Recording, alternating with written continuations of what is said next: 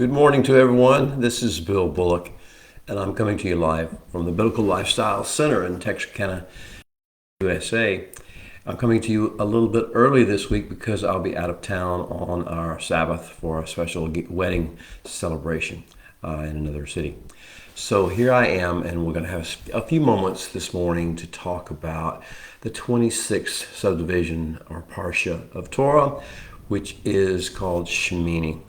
It is about a very fascinating event as the story unfolds in the Torah. A very fascinating time and a very fascinating event. This very fascinating time is the inauguration of the tabernacle. The children of Israel in the wilderness have built, and the Holy One has filled and consented to dwell in and abide in a tabernacle, in a tent made by human beings according to divine instruction, according to a blueprint provided by the Holy One to Moshe, to Moses as he's called in the Western world. And so this blueprint was provided, the materials were gathered on the floor of the base of Mount Sinai.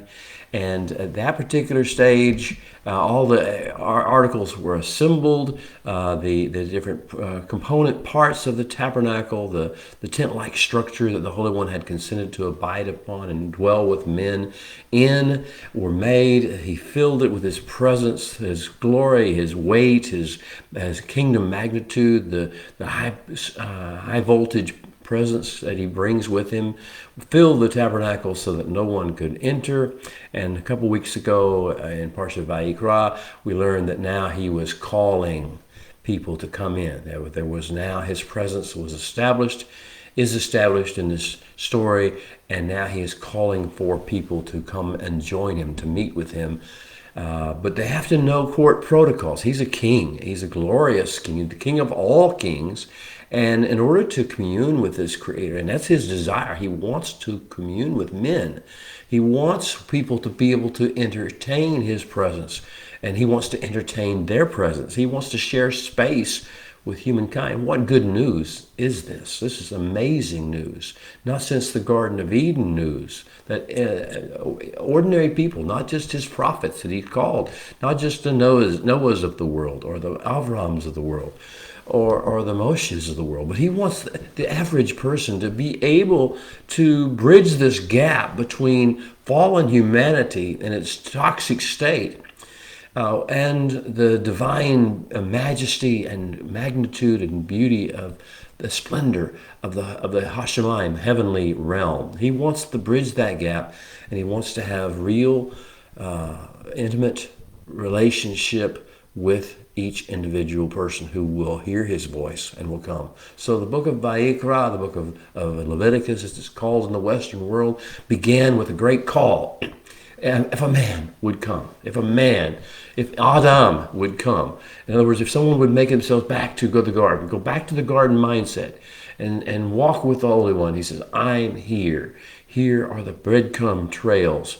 Here are the pathways and the protocols through which you can leave behind your world of toxicity and the toxic waste that you carry because of the interactions you've had with fallen humanity and fallen creation. You can leave that behind, but you need to leave it there and not bring it into my presence. That's what He's saying.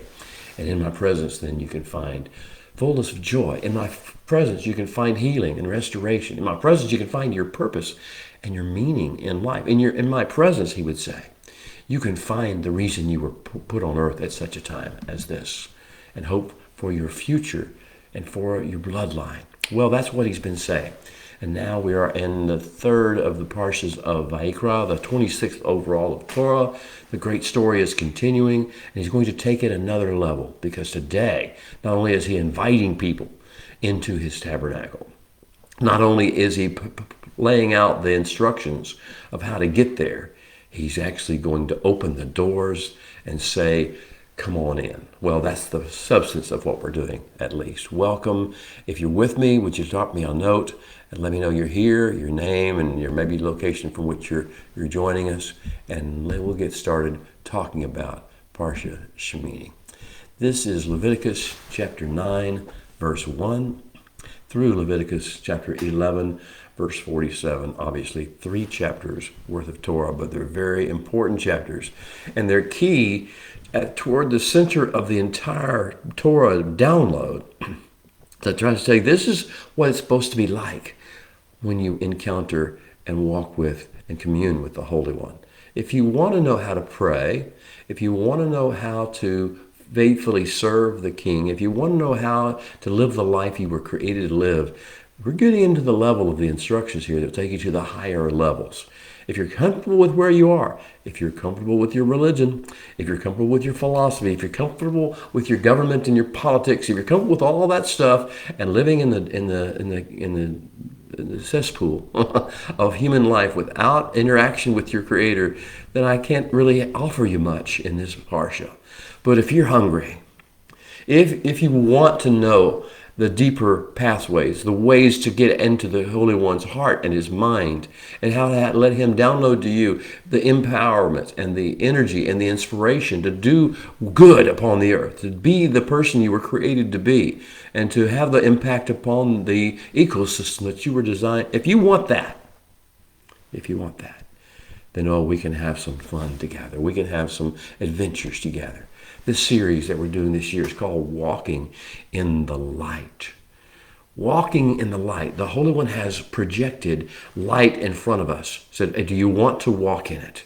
If you want to walk in the light, that's where the energy is found. That's where the perspective is found. That's where the hope is found, because you can see the end from the beginning, or at least see more of it than anybody else around you sees. So walking in the light, and the subtitle of our series this year is Discovering the Secret Wisdom encoded in Torah's timeless stories. There is a wisdom that comes in this light of the Holy One's presence and the Holy One's ways. So that's what we're doing. We're going to find where we are in our story. We are 29 chapters and 10 parshas of Torah into the Sinai adventure, that when Bnei Israel, the year of the Exodus, was camped at Mount Sinai. The Creator has called us to come out of the raging nation's lifestyle. Look around you. It isn't hard to see what the raging nation's lifestyle looks like, beloved. You see it when you turn on the news, or you get on the internet and you check your news feed, your social media feed. Everywhere you can see what the raging nation's lifestyle looks like. And if you're ready to opt out of that, or at least opt up out of it a little bit, where you can see it from a better perspective and see the people who are trapped in it without any hope, from a better and higher perspective, then come along with us today on our studies. The Creator has called us out of the raging nation's lifestyle, and yet we'll still be here.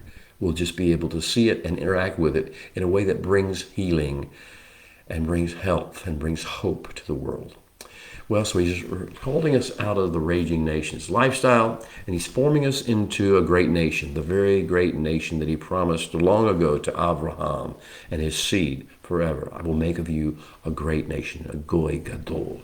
So we're becoming this great nation. He is forming us into a great nation because we've heard the call, and we want to get above and out of the raging nation's lifestyle and mindset and worldview, and have his perspective and have his input into how to make this world a better place, how to improve, heal the ecosystem and the people within it.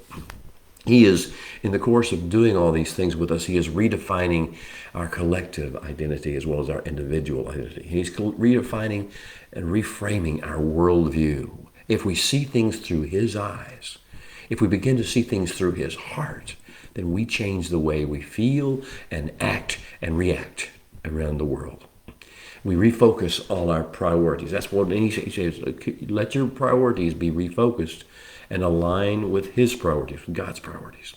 And prepare to play the assigned role of snow globe people who you see as a model, as the way it ideally could be or needs to be. Become the snow globe people. Be prepared to take up your part in the play that's assigned to you, in the grand plan.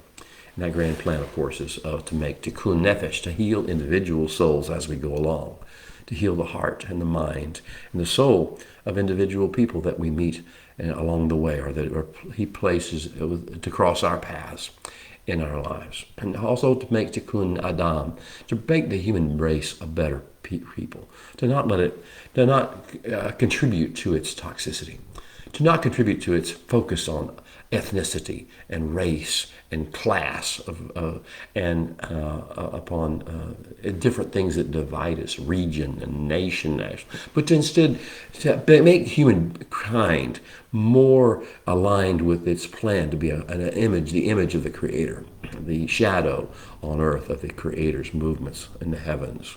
That's what we're designed to be a blessing to all the earth. That's what we're designed to be. So let's make Tikkun Adam, the healing of the humankind's race, a little bit at a time, one conversation, one interaction at a time. Also to make Tikkun Aretz, the healing of the actual physical land, the ecosystem that He gave us is careening, it's reeling, it's having all sorts of adverse reactions to the corruption that we're bringing. Fallen man is bringing into the world. But we can bring healing and health to the areas of the aretz, of the areas of the land where the soles of our feet tread. And in the course of all these things, Tikkun Nefesh, Tikkun Adam, Tikkun Aretz, we also are getting toward the ultimate goal, which is Tikkun Olam, to repair the world back to Edenic state. Now, only Messiah can actually make that happen. But our job is to prepare the way for the Messiah to be able to make that happen and participate in the role. Well, so now we're talking about this great plan. But a big part of it is communion between man and God. Man cannot do this on his own. There will not be a philosophy arise. There will not be a religion, a religious organization, a religious movement arise that somehow fixes this process or prepares the way for Messiah to return. That will not happen. What's going to happen is there's going to be a building up from a grassroots level, individual by individual, heart by heart, hearth by hearth, from family to family, in rural areas and city areas and wherever it may be, that the individual will begin to commune with their Creator. And that's what this is all about. That's what the Torah is all about. They said when you're tired of religion, when you're tired of form and over substance, when you're tired of dealing with sacraments and required meetings and memberships and listening to hate-filled or nonsense sermons, when you're ready to get real, the Holy One would say, come back to me and come back to my Torah, and I will show you, I will share with you the tent maker's dream. The tent maker's dream of God dwelling with men, and have them make a tent for me. Have them make a tabernacle, a mikdash for me, and I will dwell in and among and within them. And they will be my people. Now, this is the tent maker's dream. He wants to have this communion with us, this interaction. He wants to walk with us upon the earth. He wants us to walk with Him. But the question becomes, are we wanting the same thing? He says, if you are, I'm going to show you the way. And the tent maker's dream of all this communion with the man through God at this tabernacle is open now for business, open for kingdom business at last. Now, I want to remind you what the Holy One said and promised in Exodus 29:43 through 46 about this era when the tabernacle is present and the tent is up and dwelling and it begins to open for business. The Holy One said this. I'm going to translate it to English mostly. He said, 29 of Exodus, chapter 29 of Exodus, verse 43 and following. And there, and he's talking about in this tent, and particularly at the altar in the outer court. And there I will meet with Bnei Israel, with the children of Israel, and the tabernacle will be kadashed, made holy, sanctified, set apart, and filled with energy from heaven. It will be kadashed by my kavod, by my King James Version says glory. The weight of the Hashemayim realm as beauty and majesty and perfection and holiness coming into earth space. The tabernacle will be kadashed by my kavod, by my glory. And thus will I kadash, holy, sanctify the Ohel Moed, the tent of meeting, and the altar. And I will also Kadash, I will make holy Aharon and his sons, Aaron and his sons, to serve me as Kohanim, priests. And I will dwell among Bnei Israel. I will physically, spiritually, metaphysically, in all ways abide within the children of Israel. And I will be their God, and they will know at the deepest level of knowing. They will know experientially that I am the Holy One, their God, who brought them up out of the land of Egypt, that I may dwell with them among. That's been the whole purpose of this Exodus story we read last book of Torah. We've been reading it. This Exodus story was so that they would know, we would know that the Holy One is desiring to dwell within us, dwell among us, be our God. He says, I am the Holy One, their God. And this concludes the reading from Exodus 29, 43 through 46. Oh, beloved, if you get this vision, the Holy One has been doing all of things been doing so that he could dwell with men. We could have communion with men. Are you ready? Are you ready for this? Well, the tent maker's dream is alive and well, but there's a catch or a caveat. The caveat is it needs to be approached with appropriate reverence. Handle the holy things with the utmost care. And the story in point is going to be the story of Nadab and Abihu. Nadab and Abihu, as the Western world knows them. We'll have that story told to us in this parsha. This is where we learn. You can't just willy-nilly run into the presence of the Holy One. There has to be a protocol.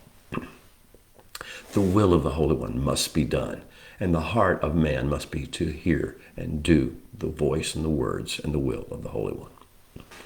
So this day of consecration of the temple, of the tabernacle on earth, the dwelling of man, of God with man. This day of Emmanuel, God dwelling with us, is a majestic and wonderful day. It's a day of greatly increased awareness of the presence of the Holy One, and consequently dramatically enhanced self-awareness on the part of the people. We need to know the problems we have, the reasons we can't just run willy-nilly into his presence. What is holding us back? What is keeping us earthbound? What would put us in danger and at risk if we entered into the holy, sanctified area of his presence and his majesty and his glory?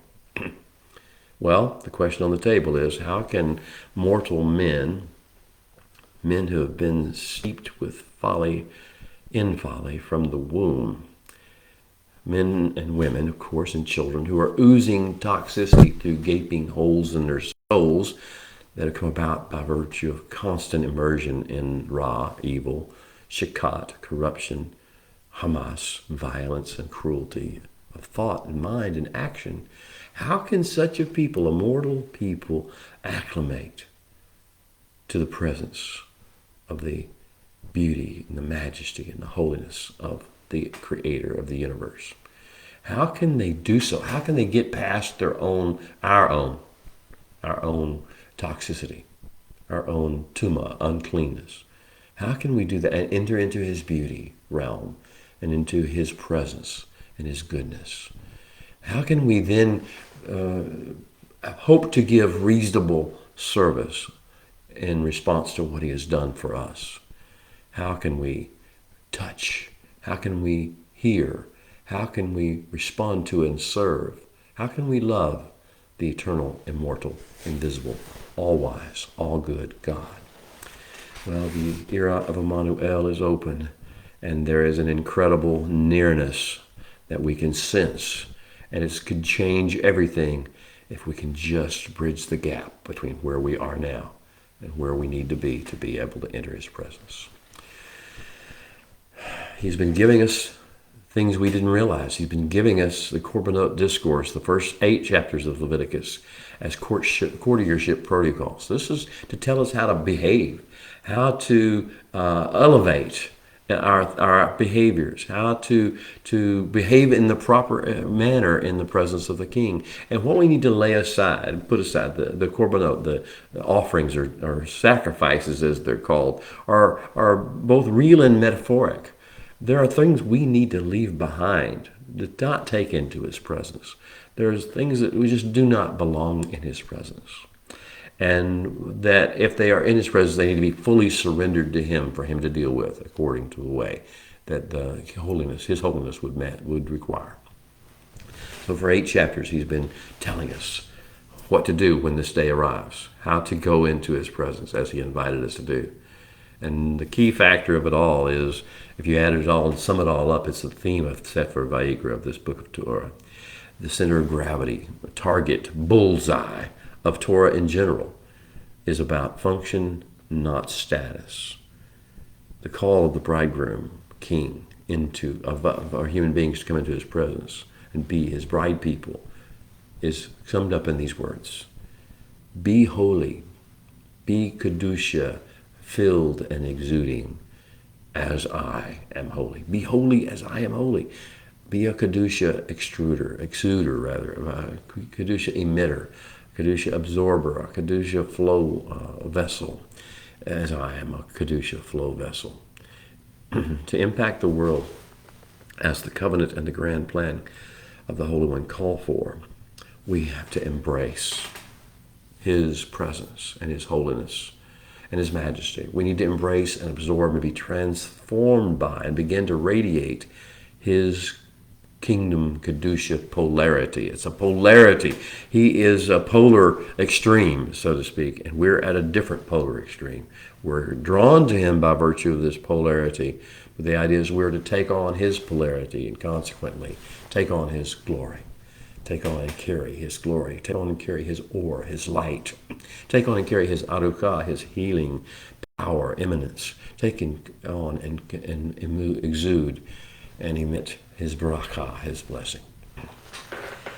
We're going to do something that I call spiritual ionization. The whole idea of entering our lessons here through Vayikra, through the Leviticus, about how to enter into his presence and be and entertain his royalty in appropriate ways, I call spiritual ionization. An ion is when you have two substances that are of different polarity, and one draws a electron from the other. It's a change in the atomic structure of by virtue of their interaction, their connection, their interface. There is a change within the presence of the structure, the basic foundation of the one that was touched. Well, ionization, the process by which an atom or a molecule acquires a negative or a positive charge by gaining or losing an electron. We're the one who are being ionized. He's taking away our toxicity, our toxic electrons,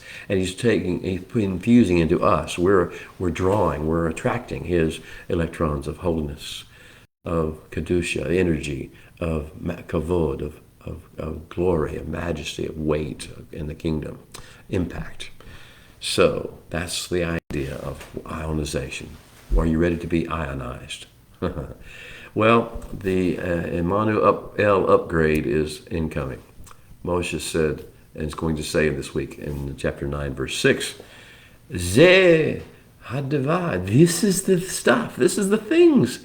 This is the pattern. This is everything that the Holy One zavaz you, instructs you, guides you, commands you to build, to make happen, in order that the kavod, the glory of the Holy One, can be manifest to and in and through you. You can see it, but the manifestation comes through you and what you've seen. You will be changed by what you've seen. Zeh hadavar. This is it. This is the thing. This is the words. This is the substance that the Holy One instructs you to do, to make, to have, cause to happen, in order that you can ionize, that the Holy One's glory, the glory of the Holy One, can be imparted to you and manifested in and through you. That's about what's a wild promise, a crazy promise. We need this so desperately in the world, to be ionized from heaven, by heaven. This week's secret to success in the venture is spelled out. He says, by those who come near me. This is Leviticus 10, verse 3. By those who come near me, I must be regarded as, I must be received as kadosh, as holy. And before all the people, so there's one part of what comes near him. The other part is before the people, he must be glorified. He must be kavod. There must be kavod coming forth, show forth. In other words, there must be a transformation within us by virtue of being in his presence. First of all, appropriately and responding to his presence and not being self-willed in the midst of it. And secondly, as that happens, our behavior before people must be totally changed, and we must reflect his glory, his majesty. Oh, there's a lot to unpack in that. Let's get started, if you're ready.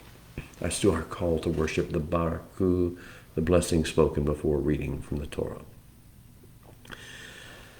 Baraku Adonai Hamvorak. Baruch Adonai Hamvorak Leolam Vaed. Baruch Ata Adonai Eloheinu melech haolam asher bachar banu mikol ha'amin v'natan lanu et torato. Baruch ata Adonai noten haTorah. Amen.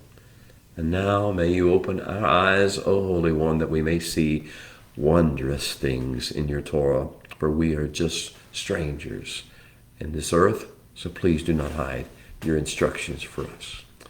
And now it's story time again. Let's rejoin the story. The Leviticus download, the Vayikra, calling of the Holy One download, began with the Holy One descending from heaven to earth in his manifest, glorious presence. As he did so, he established an earthly command center in the tabernacle structure that we built with human hands from the blueprint he gave us. The subject matter of the download of Vayikra, how he called, is now that you know who the Holy One is, who I am, he might say. If I were truly in the center of your world, how would it change you? How should I touch you? How should you touch me and reach me? How would it change your thoughts? How would it change your mindset? How would it change your behavior? How would it change your reactions to other people and your opinions of other people? How would it change your opinions about politics and religion and psychology and physiology and economics and science and medicine? How would those things have to adjust if you were in my presence and you would commune with me daily? Well, the Mishkan and this hope of actual communion with the Creator is open. So much and been so well prepared will do the unthinkable. They will shock us. Instead of following the directions of the Creator, which have been very specific and laid out for us for 8 chapters in a row, instead of understanding that we're now here to respond to him, not to make our own thing happen, be creative and expose our own thoughts and process, what ought to be done, what seems right in our own eyes.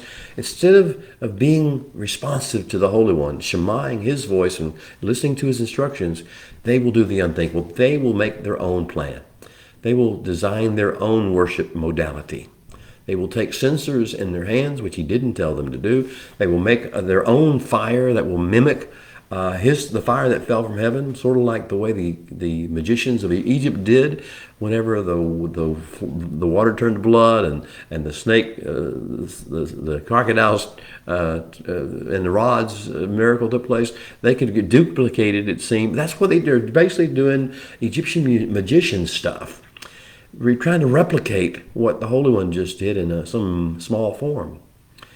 And in the stunning aftermath, what will happen is they got too close to the fire of the Holy One. There's danger in this. If we don't follow his instructions, if we don't follow his way, if we don't match his holiness, if we not meet holiness with holiness, then bad things can happen. So the fire broke out and consumed them before Aaron and the congregation's eyes. And in the stunning aftermath, the Holy One is going to release what's most important about this book, which is the 14-chapter-long series of interface protocols called the Kedusha Discourse. This is our guideline, our script for the era of Emmanuel, of God dwelling with us and us communing with him. Now, the first two parts of Vayikra were the Korbanot discourse. That was the parts of Vayikra and parts of Zav. And in those, the Holy One gave us lessons of realm alignment, how to link, how to interface, how to put aside the stuff that was going to be toxic. Well, Nadav and Abihu somehow missed the memo. They got the words, but they didn't get the heart message. And so the idea is we're linking realms here. We're linking the Hashemayim, the heavenly realm, with the Haaretz realm, the earth realm. And when that happens, there has to be a portal of holiness where the entry of the holy can come. So that's the Korbanot discourse is over now. Now we're in the process of learning, okay, how do we commune with the Holy One once he's here and invited us in? Well, in the end of Parshat Zav last week, or the end, it would be read about the inauguration of the tabernacle era, the 7 days of consecration for Aaron and his sons, and for the structure itself and all of its furnishings. This has to be done to prepare for the Holy One to meet with human beings there. And it says in chapter 8, it says, Moshe spoke to Aaron and his sons, saying, you are not to go outside the door. This is during the 7 days. You are not to go outside the door of the tent of meeting for 7 days, he told Aaron and his sons, until the days of your kedushing, to making your absorbing holiness, are ended. For 7 days he will kadosh you. He will set you apart, sanctify you, and fill you with his energy from heaven. As he has done this day, so the Holy One has instructed be done. To cover you all with this healing cocoon of life, Kedusha. And it goes on to say, Aaron and his sons, Asad, made all the things that the Holy One had told him to do through the hand of Yosha. And now here we are in Parsha Shemini, the next 3 chapters of Torah, chapter 9 of the Leviticus through chapter 11 of Leviticus, and it starts to lay out this pattern of our script of how to walk when we're going to go into communion and stay in communion with the Creator. We have the grand opening ceremony being described in Leviticus 9. We have the beginnings of the adventure of the Kedusha Discourse. The Kedusha Discourse is the longest free-flowing episode of divine speech in all of Holy Writ, certainly of all of the Bible, and way beyond. If you go into any religion, this is the longest period of time, longest series of the only words of the Holy One you're going to see. It's from chapter 10, verse 8 of Leviticus through chapter 24, in the middle of chapter 24. So this is a lot of holy divine speech, and he's been waiting to give us this download for a long time. This is for people who are hungry. This is not for the average Joe. This is not for the people who just want to go to heaven when they die. Though there's nothing wrong with that. That we also want that. Now the issue is, what is the real way in which we can have our most significant impact upon the world according to the Holy One's plan? This is the story, Kedusha Discourse, chapters 10, verse 8 through 24, 34, I believe it is. So that's our story. Now, in this week's studies, all Israel will be called to the entrance on the 8th day of Nisan, or Aviv, same month, to inaugurate the Mishkan and bring the glory of the Holy One to earth and release it in man's vision and in man's experience to every woman, every man, every child. And you're going to find that something that we believe is going to be the forerunner of the Aaronic blessing. As the ceremony begins, Aaron's going to come out and he is going to bless the people. The Aaronic blessing will be spoken over us. Then divine fire will fall from heaven like rain, like we said. It will be a beautiful thing. And to our shock, Aaron's two eldest sons will veer off from the king's court protocols they have been learning and will try to approach with Esh Zerah, foreign, strange fire.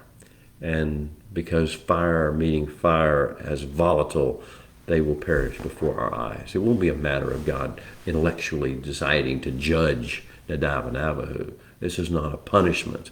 They entered an area that was unsafe, and they acted unsafe in that area. They played with fire, and they got burnt. That's a sad thing. But that's the kind of thing that can happen when you don't follow the protocols. The Holy One has been very diligent in giving us protocols to follow. If we just decide to do it our own way, because it feels good at the time, or we think it's going to impress somebody, or we just feel really zealous at the moment, we get caught up in emotion or our own pride and our own sense of we know what we're doing. If that's the way we approach Him, then we are useless to Him in the kingdom. So, if the Holy One is willing to invite you into His presence, how will you respond? The opening lines of Parsha Shemini are as follows. Vayechi hayom hashmini. And then on the 8th day, Hashmini, Kara Moshe la'aron ubanav ulziknei Israel. And Moshe called Aaron and his sons and the elders of Israel, the graybeards of Israel. Vayomer el Aaron, and he said to Aaron, Kach lecha, let me get my glasses where I can read better. Kach lecha enel ben bakar lachatat.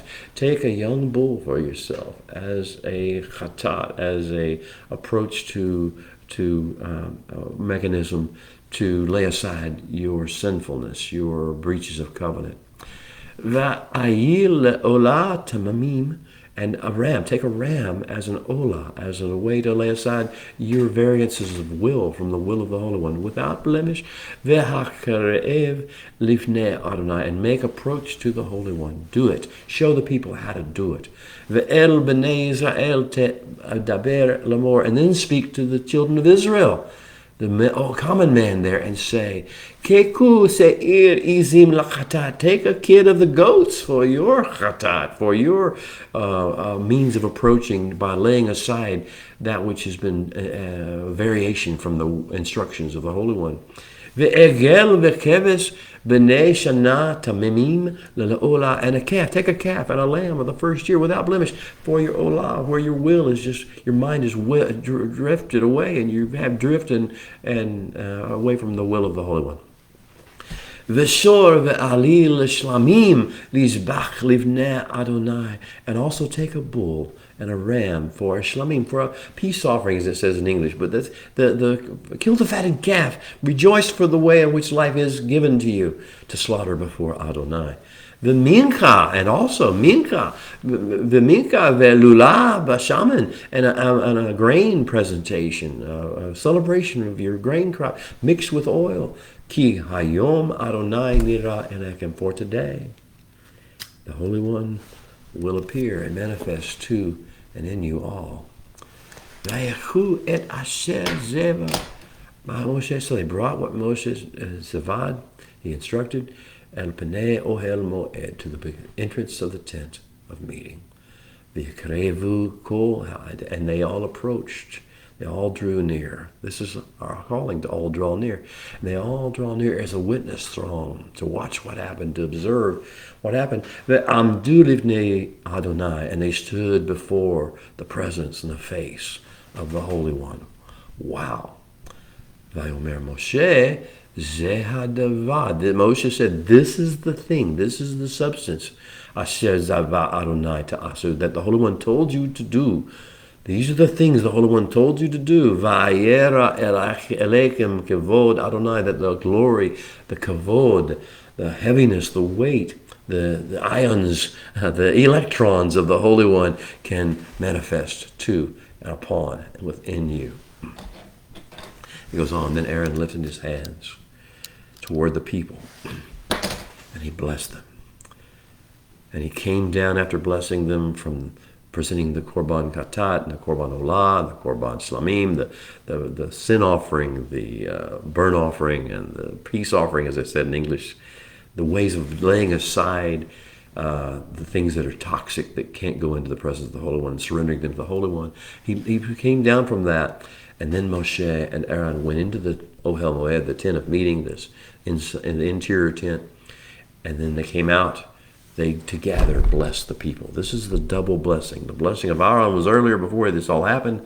Now he's bringing forth with Moshe, and together there, behold how good and how pleasant it is where brothers are dwelling together. And the blessing is being commanded by the unity. What a beautiful day this is, right?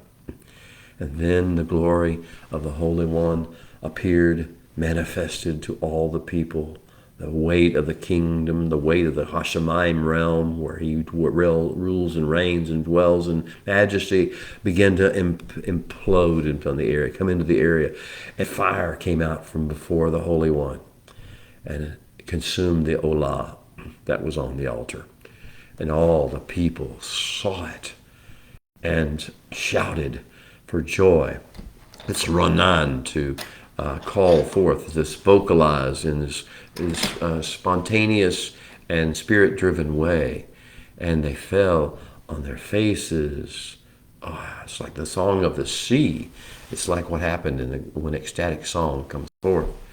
But then, we know the story. We already talked about it. Nadav and Abihu, the sons of Aaron, each took a fire pan. Everyone else is on their faces, ecstatically speaking, and something moved Nadav and Abihu. I'm not going to get into what it was.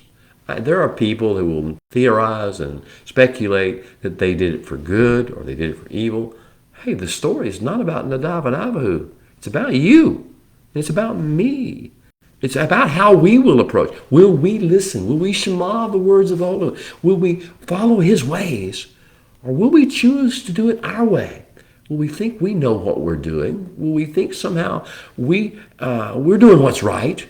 We wouldn't do it if it wasn't right. Why? Don't sit there and judge Nadav and Abihu or somehow try to justify them. It's not about Nadav and Abihu. They're just the illustrations in this story. We're the people who have to make the decision. How will we approach the Holy One? How will we commune with him? With what attitude? With what approach? With what tools? with what dirt will we approach? Well, Nadav and Abihu in our story each took a fire pan in hand and built a fire in it and put incense on it, and with strange fire, Esh Zarah, foreign fire, the fire of a foreign, or not a native sun, approached and drew near the Holy One's presence. Well, that's a dangerous thing to do. And they did what was not instructed. And so they were carried out. Fire went out from the Holy One and devoured them, and they died before the Holy One. And Moses said to Aaron, this is what the Holy One said, saying, by those who come near me, by those who approach and draw near to have intimate communion with me, I must be received and regarded as kadosh, as holy, as holier than them. I must be able to have an ion from my presence come into their presence by virtue of being willing to accept my holiness.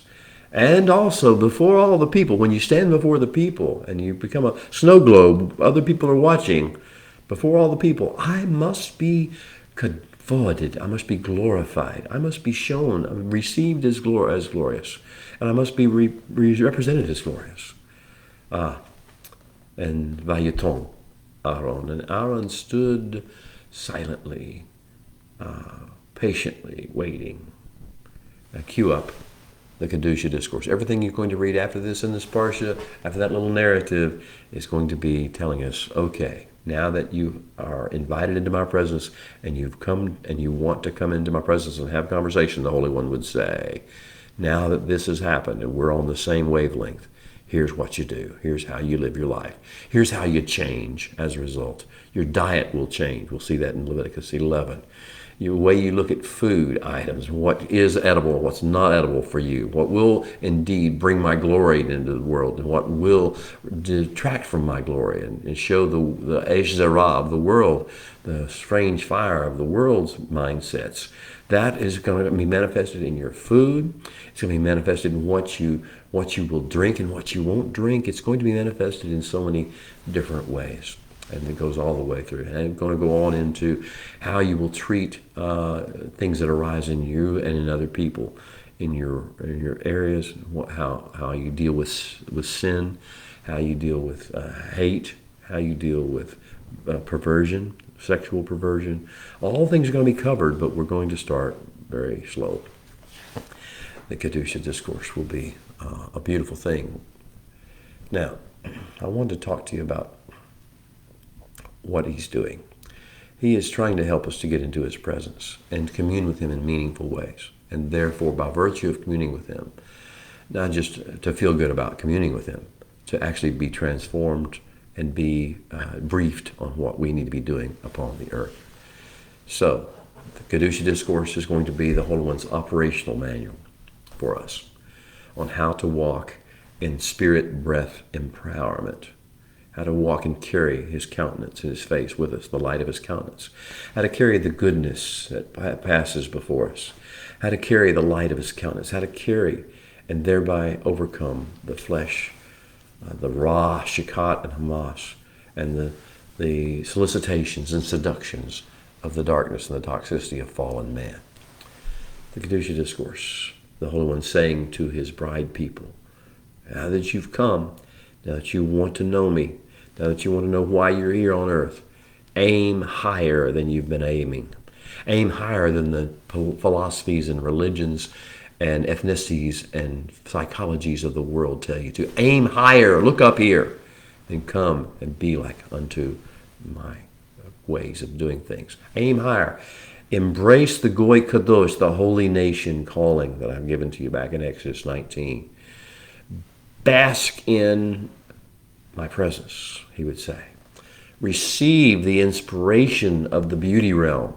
Absorb the empowering energy of the Kedusha, of the flowing power of my presence, and the kavod, the majesty, the weight, the impactability of my presence. Absorb in that. Bask in it.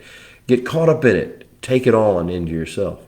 He would also say, learn to watch out for and recognize and navigate around and transcend through mortal life's tuma and whole patos. What is tuma and whole? Tuma is uncleanness.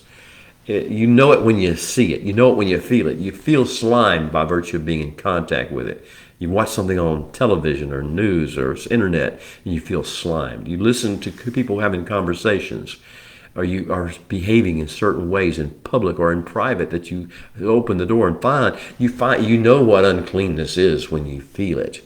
And chol is that which is the opposite of kedusha, opposite of holiness, the opposite of the Holy One's ways. And you know, you've seen what people are doing when you know it's the exact opposite of what the Holy One has called us to do. That's chol, tuma and whole patos, the immortal life. And the enemy has set for us tuma and whole potholes and trapdoors. So we learn to watch out for them, recognize them, navigate around them or through them, and transcend them and overcome them and lead people around us to do the same. There are potholes and trapdoors of the flesh, at the lust of the eye, the lust of the flesh. There are trapdoors and potholes of the emotions.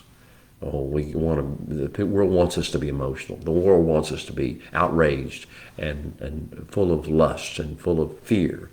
The world loves that because it can control us by our virtue of our devices in that regard. So the trapdoors are of emotion and of pseudo-intellect. We think we know stuff. It tells us we know stuff. Science, psychology, philosophy, religion, they tell us you know stuff. But we don't know the one who knows stuff. The one who knows stuff is what really matters. And the stuff that he knows is not what the scientists are saying, not what the religious people are saying, not what the psychologists are saying. The stuff that he knows is the stuff that brings life and health and peace to the earth. There are trapdoors of emotion, trapdoors of pseudo-intellect, the pride of life, and there are trapdoors of social interaction. I call it environmental slime. The things we pick up from others, or from groups, or from movements, or from political parties, or from governments, or from institutions. Institutional mindsets. Well, let's finish our conversation today with the essential first law of Mishkan era, of the era of communing with the Holy One intimately, him coming to earth and us coming to him. Bikrovai, by those approaching me, the Holy One would say. Are you willing? Is that one of you? Is that you? Are you trying to approach him? By those who would approach me, Kadesh, I must be revered, seen, and received as Kadosh, as above and beyond and holy, the Ein Sof, that which the only one like me. There's none like me. Do you see him that way? Is he not? He's not your co-pilot. He's not your buddy. He's not your papa. He is Kadash. He is Kadosh. He is holy. He is the one who knows all and is all. Ah, Ba Bikrovai E Kadesh. Do you understand? Step one. By those who would approach him, he must be revered, seen, and treated and received as Kadosh, holy. And then the second part of it, the essential law of the Mishkan. First essential law of the Mishkan is the al penei kol ha'am. And if you're going to stand before people, if you're going to appear before people and be seen by people and project unto them basically that you know me or that you're communing with me, then here's the thing you must do. Ekaved. You must glorify me. I must be glorified by such people. If you're going to be out front, saying that you know me, saying that you talk as you're talking like you talked to me or had conversations with me, if you're going to be one who represents yourself as being one of my people, I must be the one that's glorified, not you, not any religion, not any format, not any other person, not any other movement. Nothing must be glorified, but me, the Holy One would say, he himself. Because you see, his glory is what is the weight that actually begins to heal and touch people. It's not because he just is an egocentric maniac. He wants to all the glory. It's not, that's the way the world thinks about it. He knows that what the world needs most is his presence and his kaved, his weight, his impact upon the earth. So, by those who would approach me, I must be received and revered and treated as kadosh. And by those who would appear before other people, I must be ekaved, glorified.